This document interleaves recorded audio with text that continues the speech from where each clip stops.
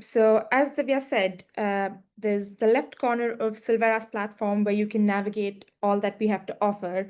And one of our key offerings, which I am displaying right now, is our project catalog. We have around 22,000 projects that you can see in Project Catalog, all brought together in one place from nearly 20 registries, including the main registries that we're familiar with, like Verra, Gold Standard, American Carbon Registry, Plan Vivo, ServCarbono, you name it. We have a whole host of projects from in there.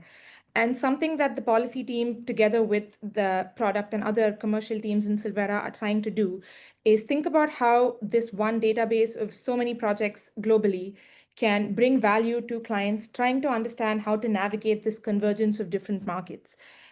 Because as Divya set the stage at the very start, we are seeing that there is no such thing as a distinct VCM or a distinct Article 6 market anymore, right? There is no such thing as a VCM project because we are seeing that VCM projects, as they used to be known, which would mean projects under independent carbon standards like Verra or Gold Standard, equally now have a role within Article 6 markets.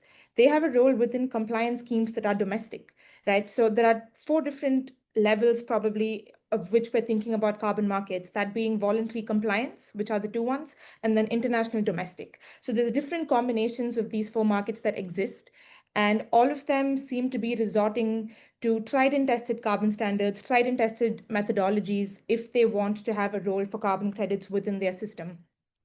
And one of the first things that we have introduced as part of this, which is a relatively new feature for our project catalog, is a column that tells you about compliance schemes and compliance schemes that any given project could be eligible for.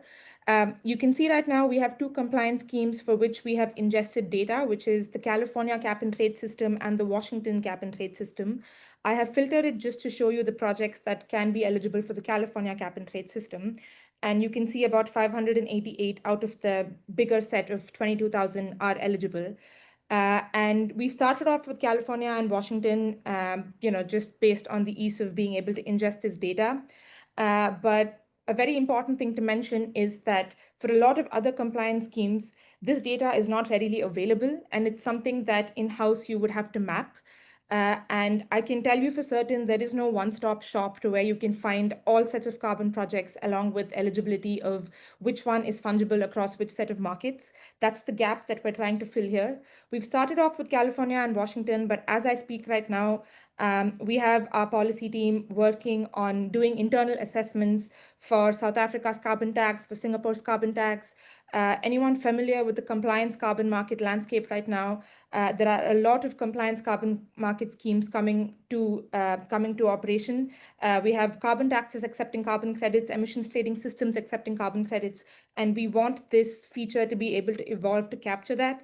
And you might be able to see maybe a handful of 50 to 100 projects that are eligible across 5-6 markets. So that's kind of the big picture view that we would eventually like to bring.